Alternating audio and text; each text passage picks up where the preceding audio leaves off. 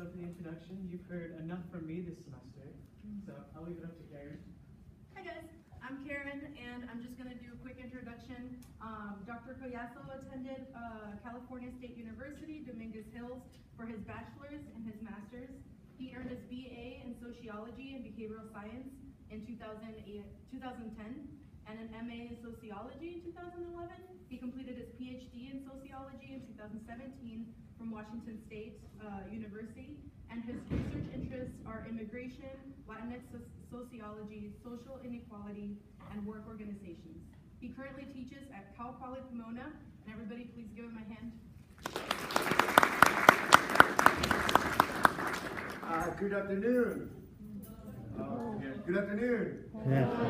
Thank you.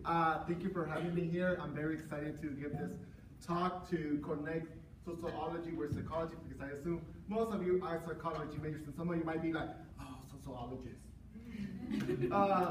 So the players are always gonna hate. So today's purpose talk is that many of you have heard about the Me Too movement. Anybody here? The Me Too movement? Heard like the major cases in Hollywood in terms of sexual assault, sexual harassment. It's something that has been very prevalent in the news. However, there's a major concern with the news. This is not a new issue. Many of the issues become like, oh, we're shocked that this is happening. But this has happened for many years.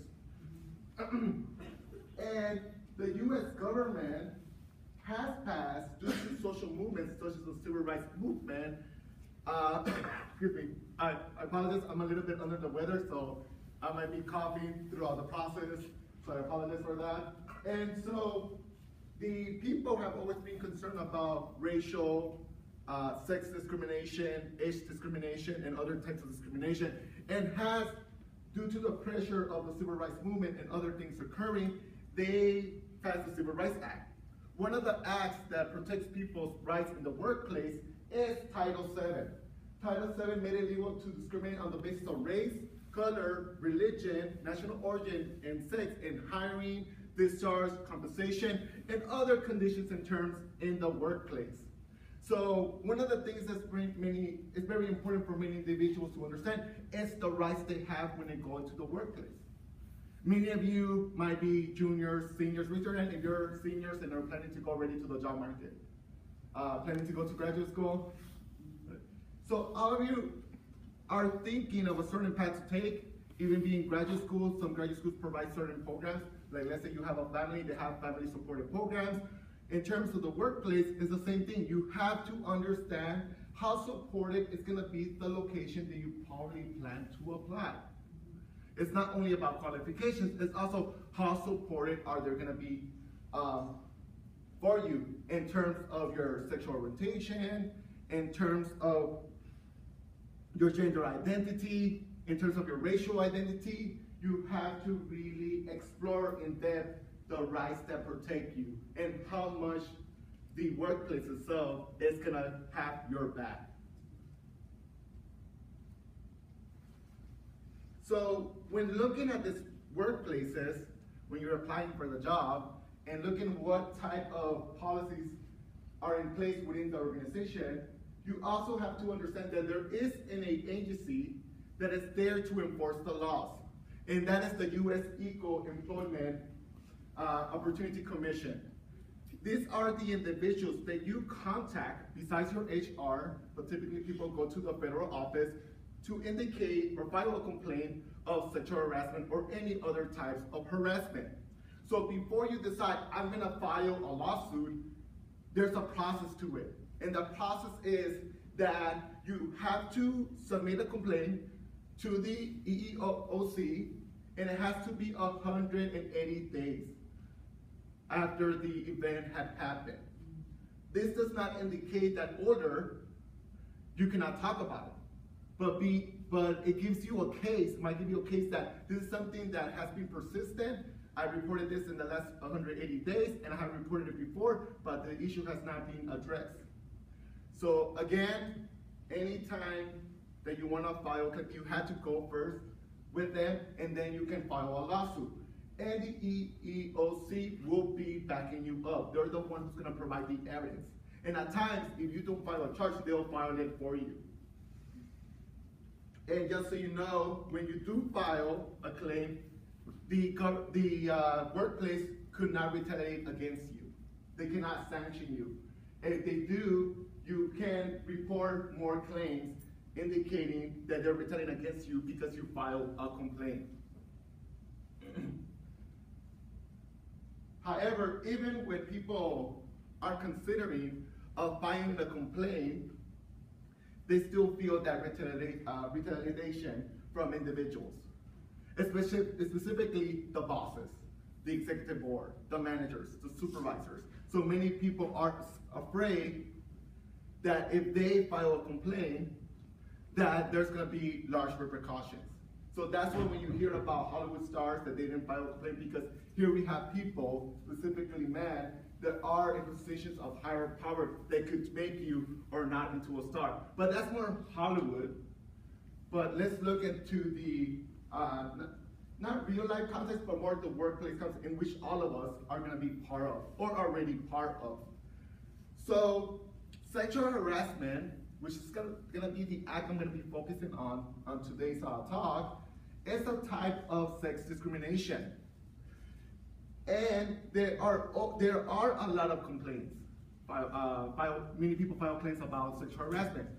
However, it is still very, very underreported, because sexual harassment is very vague.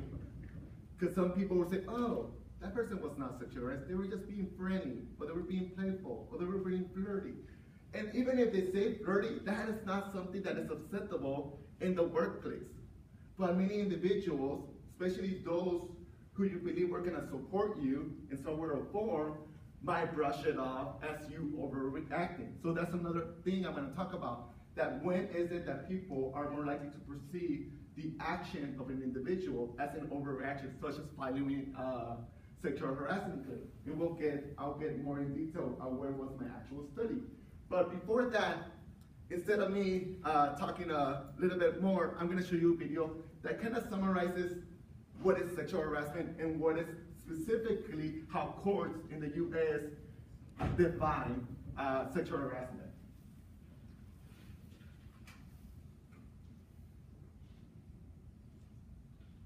The law defines sexual harassment as unwelcome verbal, visual, or physical conduct of a sexual nature that is severe or pervasive and affects working conditions or creates a hostile work environment.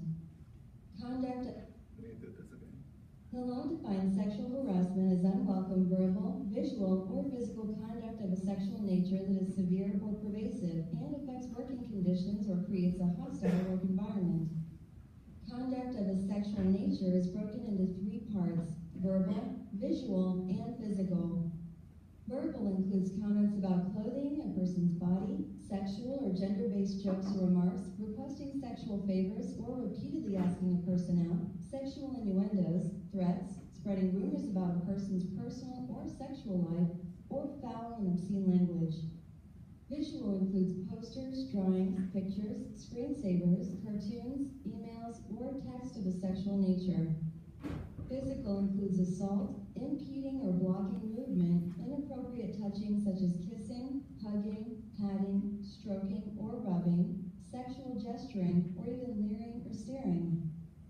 There are two categories of sexual harassment. The first is quid pro quo, which literally means this for that. It occurs when a boss uses job rewards, such as raises or promotions, or punishment, such as demotions or firing, to force employees into a sexual relationship or sexual act. The second is hostile environment, which is defined as conduct that unreasonably interferes with work performance or creates an intimidating, hostile, or offensive work environment. For example, it may be sexual harassment if repeated sexual comments make someone so uncomfortable that their work performance suffers, or they decline professional opportunities because it will put them in contact with the harasser. In both types of harassment, employees must prove that the conduct was offensive to someone, not necessarily the intended victim of the harassment. Here's an example. Say a male employee tells a dirty joke to a female coworker. She thinks it's funny, but a second woman passing by finds it offensive. That Joe could contribute to a hostile environment claim simply because someone finds it offensive. There are two conditions that determine liability for employers in cases of hostile environment sexual harassment. The employer knew or should have known about the harassment, and the employer failed to take appropriate corrective action. Having a training program as well as a clear procedure for reporting harassment claims can shield employers from expensive lawsuits. Visit us at turnkeydoc.com for more tips on how to prevent sexual harassment, training materials, as well as a complete library of company policy and procedures. Don't forget to subscribe to our... So, here in terms of the video, hopefully you capture it, is that sexual harassment deals a lot with perception. And you have to prove that the perception is actually true or a fact. So many people will perceive that, oh, you're overreacting due to something occurring. So like I pointed out earlier, sexual is very basic. And it's all based on individuals' perception of the act itself. And it's not necessarily that the person who was experiencing sexual harassment, excuse me, the one experiencing sexual harassment has to make the case. It is also that a bystander has to indicate in some way or form that this is what's occurring. So one of the things that I'm very interested in looking at is how likely are bystanders to perceive the act of sexual harassment. And I'll get to that in a bit. Before that, as you noticed, the video indicated that sexual harassment lawsuits are very expensive. So a lot of companies, what they do is sometimes they just want to comply with the minimal requirements of providing minimal sexual harassment training. For instance, there are employers that just provide online training. So they provide online training and they provide scenarios, but they don't have that very hands-on approach or an extensive approach to dealing with sexual harassment or other types of discrimination. So there are different levels of training that employers provide. So that's something you should be aware of, that how good of a training are the employers going to provide? Because if they provide very good training, then you're gonna realize that, oh, this is the workplace for me. I'm gonna be feeling a little bit more safe because they really care and they're investing their time in providing very adequate. If it's very the minimum, then you should question that workplace. You're like, am I gonna feel comfortable in that workplace? If any of you are interested in looking at the cost or how many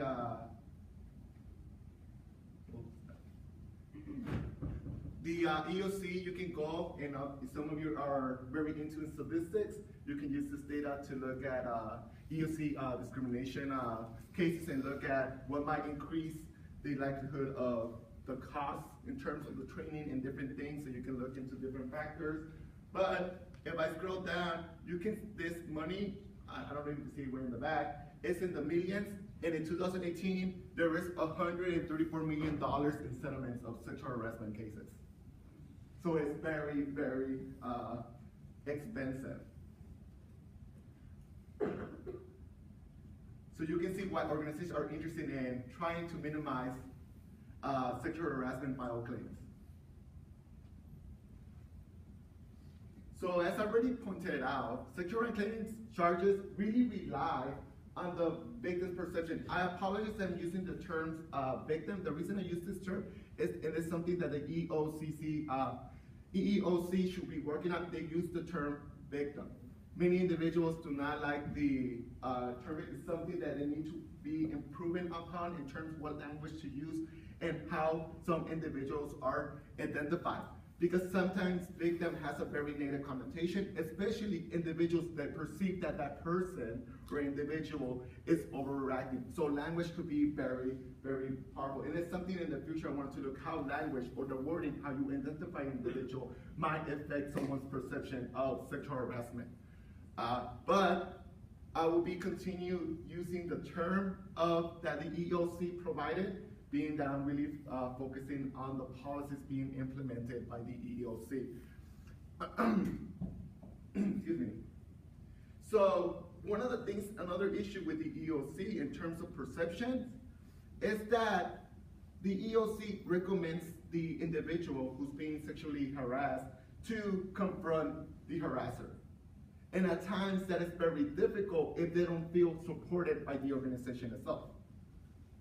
So, and more when there's other managers, because mostly at times the manager who is doing the harassing, that are very supportive of the manager. So you realize that there might be retaliation from many other sides. And in addition, in terms of the EOC, it indicates to organizations you should have a good grievance system. For instance, here you have Title IX, you can go and report in terms of discrimination, and they will go through the process. But at times, grievance systems in organizations are by their own HR, and sometimes their own HR wants to protect the organization as well.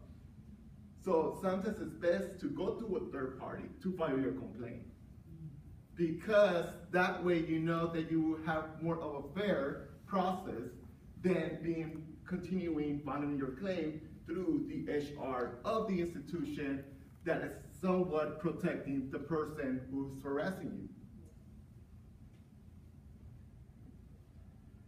you. And you might ask yourself, some of you are like, why do we brought us also always to comment? Many of you are very familiar or have heard about the bystander effect. Anybody have heard about bystander effect? So, as you know, with the bystander effect, is that if something is happening right now, or let's say I'm having a heart attack right now, not everybody's gonna take immediate action. Because someone is gonna say, oh, somebody else is gonna get up, or someone else is gonna call 911, or someone else is gonna do something. And as you know, Latin and Darby really popularized this quote when someone in New York City was stabbed to death and nobody called. The person was screaming and nobody did anything.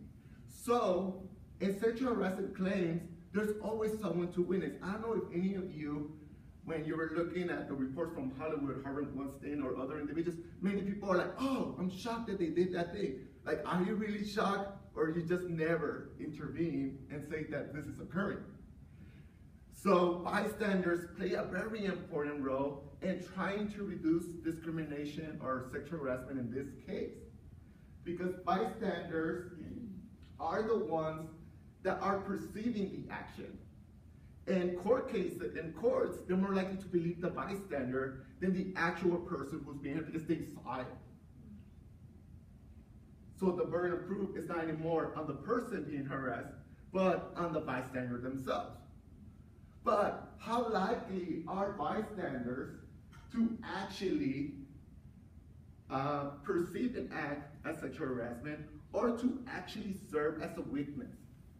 Like to say, I have your back. Let's go together and file the claim, and I'll be there as a witness. So with that in mind, then I wanted to look at the bystanders on the perceptions of sexual harassment. In addition, we have to look at the workplace. We have to look at the context within the workplace. How tolerable are they of sexual harassment? How fast are they in addressing sexual harassment issues? And also, how good, as I pointed out earlier, in providing sexual harassment training. Because the more they invest in training, the more likely individuals will perceive this organization has my back. They're supportive. So I, with confidence, I could file a claim. However, unfortunately, as I pointed out earlier, being that many individuals don't file a claim, the EEOC has reported in their 2006 report that the sexual harassment training is not working. Why? Because they're meeting the minimum requirements. So the EEOC is right now currently working on mandating federal contractors or anybody who works for the federal government to augment even more the sexual harassment training.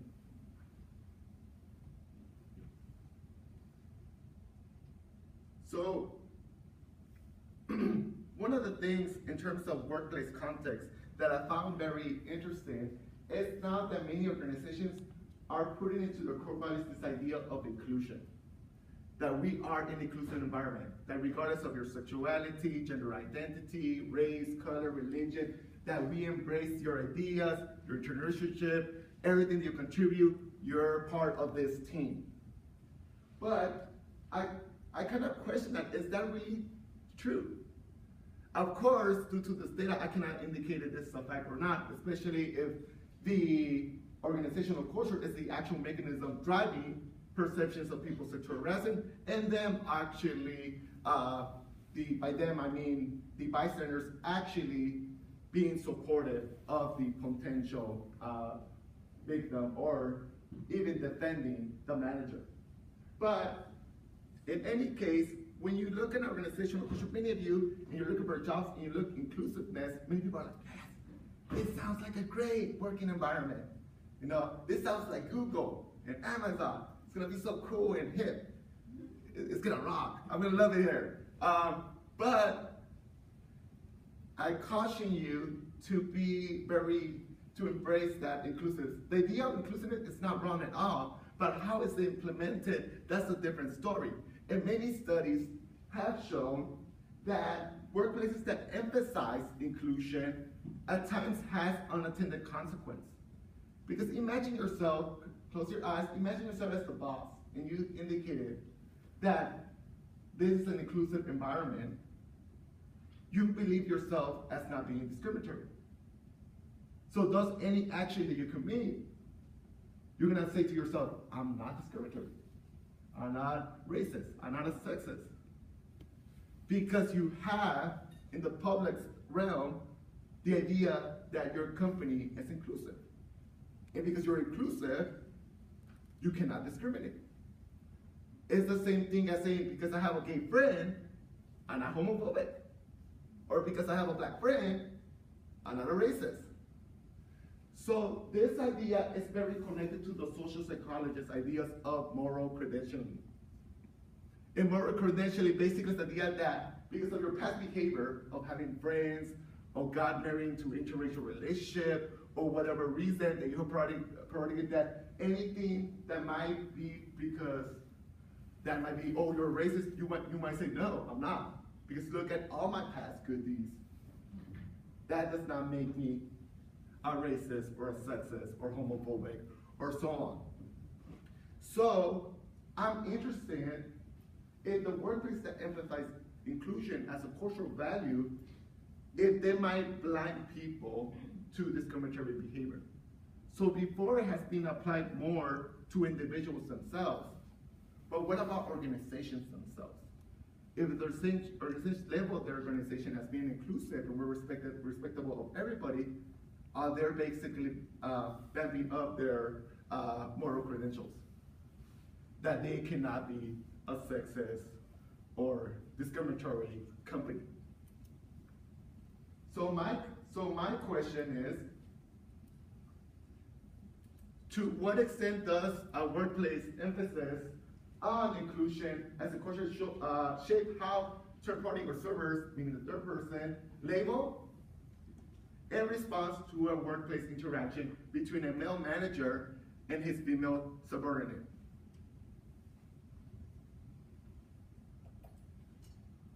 And as I pointed out already, I'm really focusing on this inclusive culture because they're saying everybody's respected, you're contributing to the team, there's no such thing as discrimination. Basically, it's I might be exaggerating, like everything's gonna be kumbaya and everybody is gonna hold hands. But the thing is, in terms of organizing an inclusive culture, is in these attendant consequences. I believe also with a colleague I worked with this, with Dr. Julie Comet, who also works on working organizations, that there are two things that might influence people's perceptions of sexual harassment or reporting sexual harassment depending on the organizational context, specifically those who are emphasizing inclusion as a cultural value. And the thing that makes it very complicated to report sexual harassment or to serve as a witness for sexual harassment is this idea that the organization itself might be more supportive of the manager, because the manager is the image of the company itself. And if the manager's reputation is hurt, then it hurts the company more than an actual individual who is not in a position of power. And furthermore, as I already illustrated earlier, there are discrepancies between the legal and lay definition of sexual harassment, because again, it's all based on perception, and this is the reason that I'm focusing more on how bystanders perceive the situation. So, so overall, for the remaining of the lecture, I'm gonna be discussing the actual study. So what I did, excuse me, was an online survey experiment. In this online survey experiment, I evaluated a scenario between two fictional employees in a very fictional company called Harvard Services. And the thing that I manipulated was the company's organizational culture, meaning their core values. When you look online and you're looking for a job, many companies have their core values. And they indicate what is it that they tolerate and they do not tolerate. So I look at different organizations, real organizations, which I will not identify, to see their core values.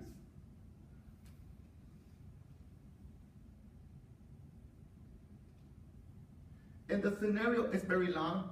I didn't want to have all of it. It's like almost a page long. But this is the key thing that I was looking at in terms of sexual harassment. Just so you know, I did a pilot study to indicate, I wanted to find the Sexual Harassment Act that was the vaguest. That people will be like questioned, like, is this an act or not an act? And the key thing that I wanted participants to look at was this part of the comment. So I'm gonna give you a minute to read it. So.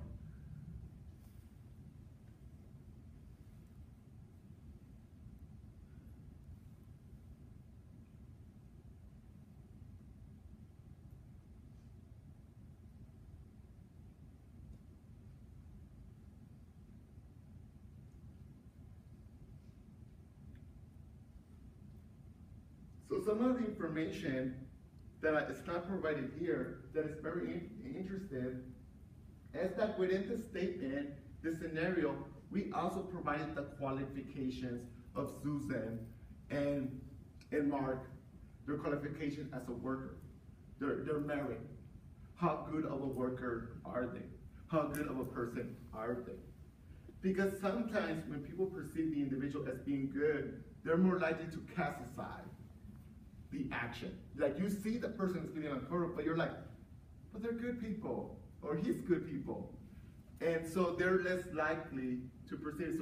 So that's why we add that little narrative to see how the indicator of the work performance or the merit of the individual might influence the outcome too.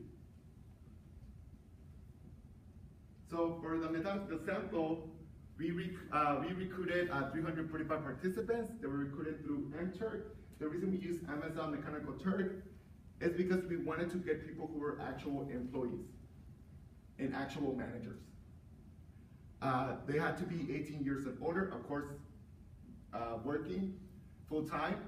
In addition, after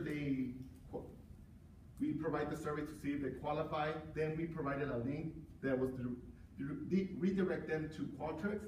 In Qualtrics, it basically divided individuals into two groups, into the treatment group and into the control group. But before I talk about the treatment group and the control group, there was some concerns with using Mechanical Turk. However, we provide evidence that previous studies have shown that MTurk, the results are similar to college students, because a lot of psychologists and zoologists use college students as their sample. It has been very equal to that, in addition to national samples. So we are a little bit more confident in terms of it, but however, we were concerned with internal validity, specifically if participants were gonna take this survey seriously. So what we did was we provided attention checks, and any individuals who failed one of the attention checks, basically they were not used for the analysis, because we want to make sure that the individuals are taking the survey seriously. So at the end, the sample was 308 individuals. There's some individuals that we omitted because they provided some information was missing.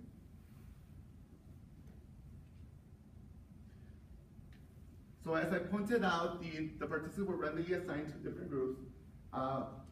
The condition that emphasized inclusion was the treatment group, and the condition that emphasized individual achievement was the control group. As you recall, I mentioned that companies provide core values. So those who acquired the inclusion organization, they were provided a list of core values and indicated if they agree with the statement. And the same applied to those who emphasize individual achievement. We provide core values, like you're ambitious or other things that people would agree to the statement. The reason we indicate agreement to a statement is because, Castilla and Bernard did a study on mediocrity, and they basically took the same approach in terms of agreeing to a statement for individuals. And the more they agree, the more they are to emphasize that the organization is what they say it is. And I'll get into manipulation checks in a bit. But before that, finally, what is it that I'm actually exploring? So I have 4 dependent variables. The first thing I'm going to talk about later on in terms of results is, do the bystanders perceive sexual harassment?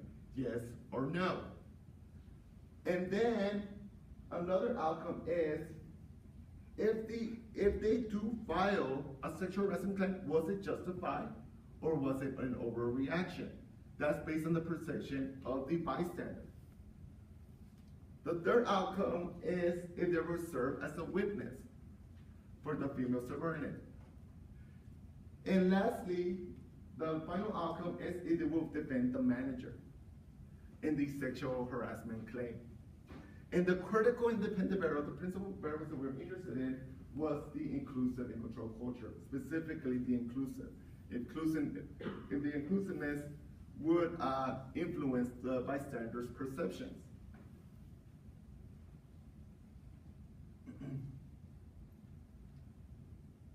So for manipulation check, as I pointed out, we first look at the agreement statements.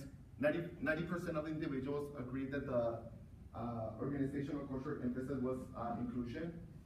And for the, and for the achievement of the individual, it was 85%. Then we look at the main difference between these groups, and it was so this is in which the participants rated the company as more inclusive in the inclusive condition. Because we want to make sure that individuals are actually rating the inclusive culture as being inclusive. Because if not, then I wouldn't be here talking to you. Excuse me.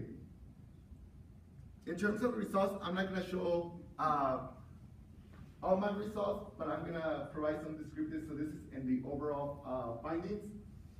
Excuse me. So here I provide the descriptive statistics for the principal dependent variables.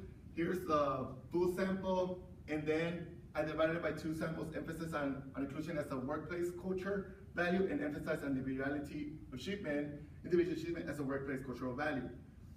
As you can see, in terms of perception of sexual harassment, 49% in the inclusive culture perceive it as sexual harassment, compared to the individual achievement culture, it was 53%.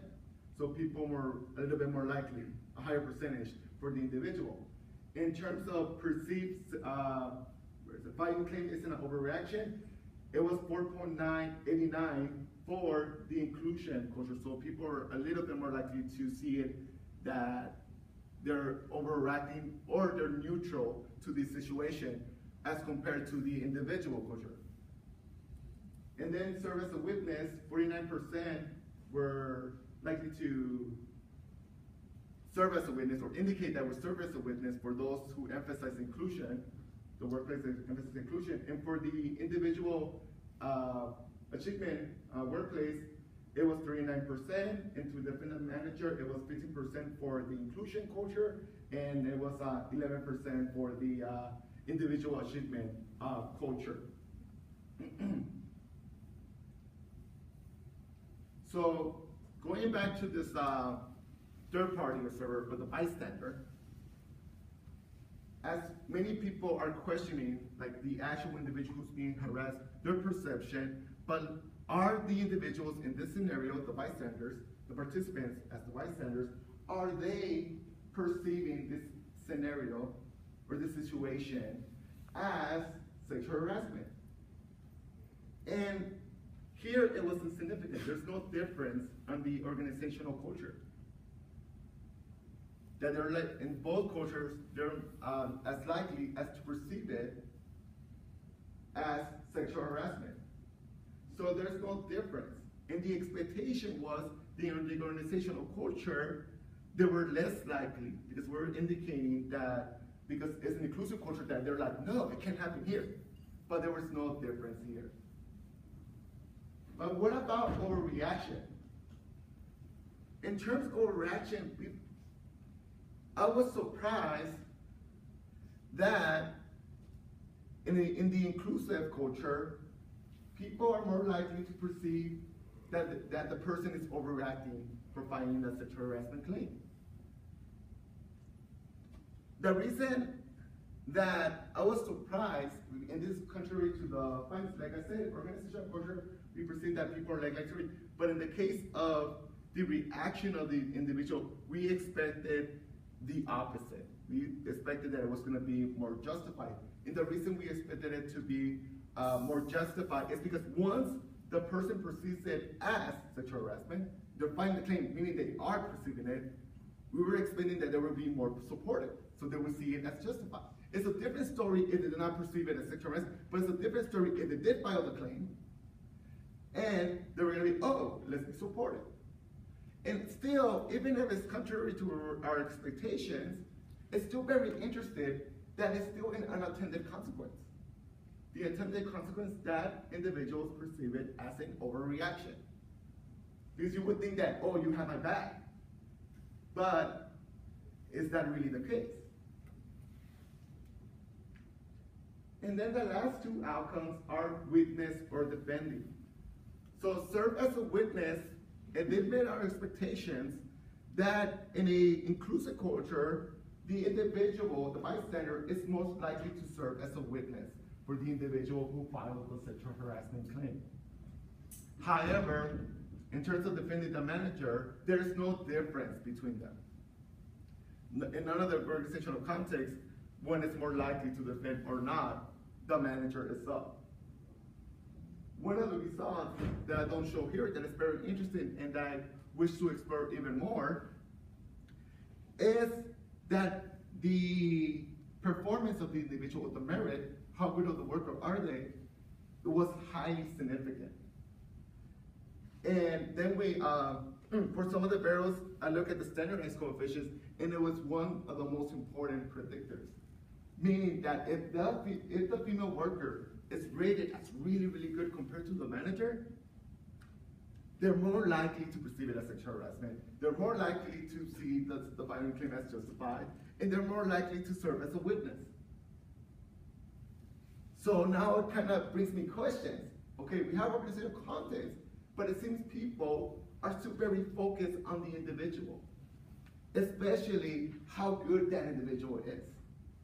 Because of course the company is going to be, I want to protect my great, awesome workers.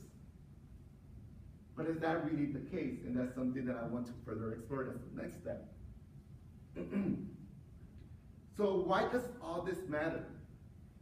Recently, and by recently, I mean 5 days ago, in a company called Users, right now the EOC filed a sexual harassment claim. Finally, the lawsuit has been settled for $150,000. And what's very interesting about this case, besides the actual person winning who has consistently filed complaints, here's the reason I showed this case. Here's an individual who was following the process, filed his complaints, but still the organization did not address the complaints, did not take it as seriously. And it's something that is very important when you go to the job market to look, like how seriously are they gonna take these cases? How much training are they gonna provide to the workers? And if you're thinking of becoming your own bosses, you kind of wanna protect yourselves too. Because $150,000 or even more, could be even in the millions, it's gonna really hurt your company. So it's more to their benefit to provide all the training and not wait until something happens. And that's typically what many organizations do. They wait for something to happen before they take actual action. But the thing that is interesting and also horrifying, in my own personal opinion, and I know in terms of research you don't bring personal opinions, but to me it's very scary that how much influence a bystander has. Because here we have a manager, a colleague of the person who was harassing the individual, that was very dismissive and indicating that the person was just being playful. It was not harassment. So you can picture how hard it is for individuals to file a complaint if you feel that organization or your coworkers are not gonna support you. And even when the evidence shows harassment did occur and the lawsuit is settled, they're still very dismissive about your action. So overall, although the organization closures did not influence the persistent individual, there still was an unintended consequence in terms of a workplace emphasizing inclusion as a cultural value. And, and that is that the organization itself has created its own moral credentials, basically. That's the theoretical explanation. They have created the moral that they cannot do any wrongdoing because they are an inclusive culture. Thus, they do not discriminate, they're respectful of everybody. So that could explain as to why many of the bystanders perceive the individual's behavior at finding the sexual harassment as an overreaction. Especially when the act has been consistent, that's something we indicate in the scenario, has been very consistent every week in the meeting. It's not something that just happened at that moment, it has been very consistent. So this also indicates, in terms of theoretical explanation, the social exchange perspective. That is, if the company does good for you, even if they're not doing good for another person, you're gonna return goodwill to that company. So you might turn a blind eye to whatever context. So that might be the case in terms of the high-profile Hollywood cases. They've seen that it's happening, but because they're being so good to them, they're like, I'm gonna ignore the situation because it's to my business, they've done good to me, and I'm gonna do bad to them.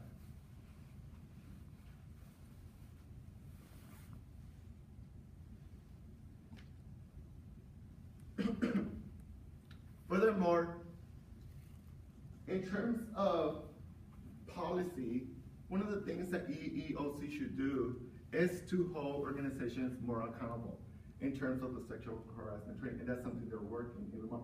Even more, hold more accountable the company's own human resources.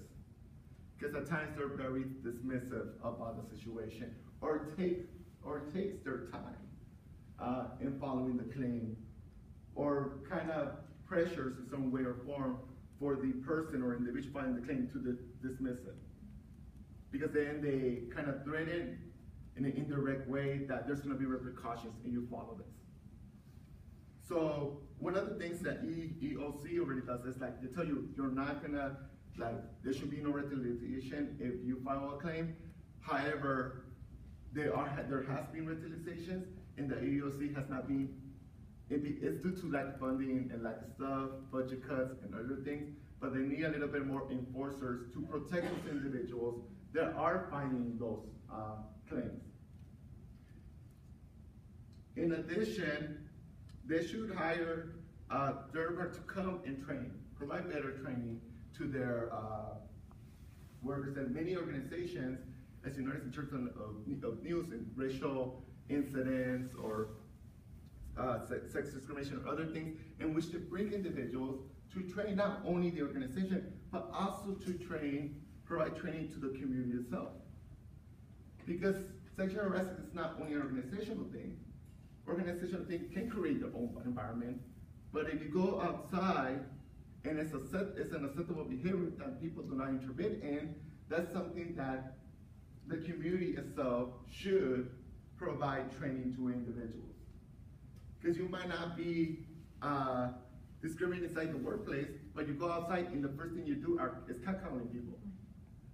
So you have to be, individuals have to be very consistent in the organization itself, but also in the outside context. And of course, there's many more policies in which the EOC, the federal government can implement, state government can also implement in order to improve the working environment. I want to thank the Scholars of Academic Research for inviting me, also the psychology department, Humboldt State, and everyone in attendance here.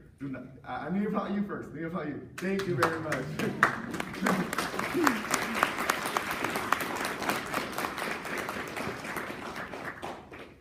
So we have time for some questions. Anybody has any?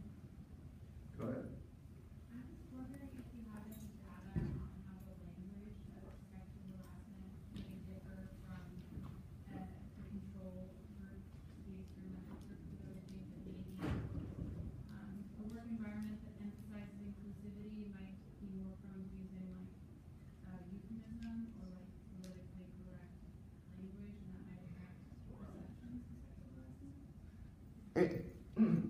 And it does. Yeah. Because when you're more inclusive, they're using language in order to be more politically correct in terms of individuals, be respectful. And it does change somewhat, in some form, the perceptions of sexuality. And also, they tend to be a little bit more direct of what sexual harassment is. So people take it into as a literal definition and do not see the vagueness of it. So it's also, and thank you for asking the question, it's how the organization itself. It's one thing how the EOC defines sexual harassment. It's another thing how the organization itself, especially if it's an inclusive culture, how they define sexual harassment. Because if they're very direct and literal, then they're gonna be like, this doesn't apply. So wording is something that is very, and in terms of anybody who's done experiments, it's very hard with wording, because just one simple word that basically changes the perception or perspective. And that is also in terms of language, that's one of, like many experiences, that's one of the limitations. So I take into account that's one of the limitations in terms of sexual harassment, how it's defined by the inclusive culture and how it's defined by the individual culture. Because they do discuss it in a different way. However, we try as best as possible to have the same definition that doesn't vary as much.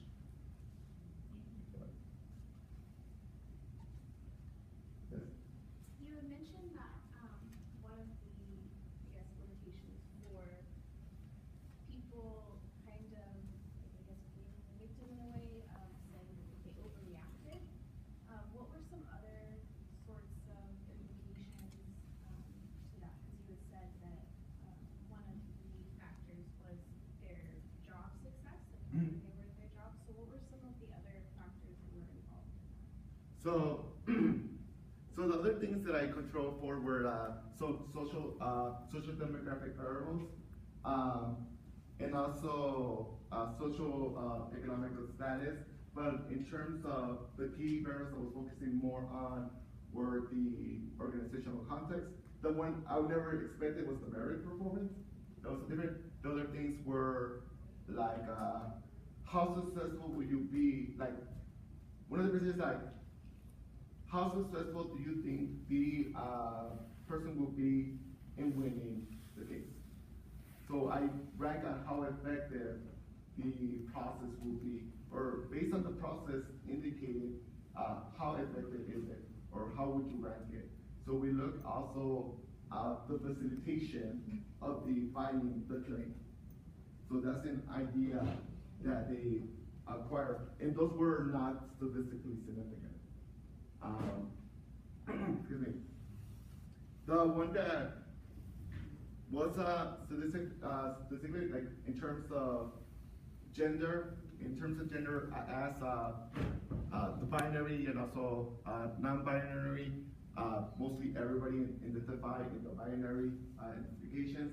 So females were more likely, and this is very consistent in all studies, sexual harassment. Females are more likely to perceive sexual harassment. Females are less likely to see it as an overreaction. Females are more likely to defend a witness, serve as a witness, So that's something that's very consistent with many other studies. But other than that, it was more, in terms of a reaction, that it was right there, and I was like, it was the performance of the manager. So if the performance of the manager was higher, and they rated it as higher, they would see it as an overreaction. If the performance of the female subordinate was higher, then they would deem her as a justified action. Yes. What kind of sanctions can the EEOC have on human resource departments that aren't a problem effectively? Okay. So with the EOC, how it works, those who are highly scrutinized, meaning that they are always keeping tabs, or anybody who has a federal contract, or a federal like the U.S. Postal Office, in some cases, some of the universities, and so basically they terminate your federal contract. That's a lot of money they'll lose. So but at times they give you some time to say, you need to fix these issues, and you have to meet certain standards. If you do not meet those standards, we're not gonna renew the contract, or we're gonna immediately remove this contract.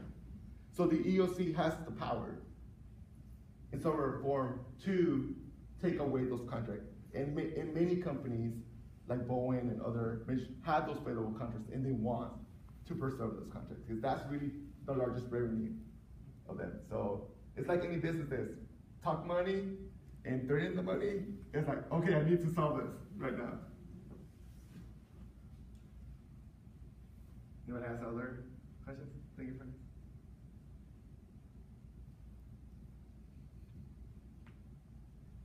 All right. Well, thank you again for coming here. Well, thank you for the invite. Thank you all for coming out. Be on the lookout for the next side talk. We'll be advertising for it, and feel free to grab more food if there's any. Help us out with it. And have a good afternoon.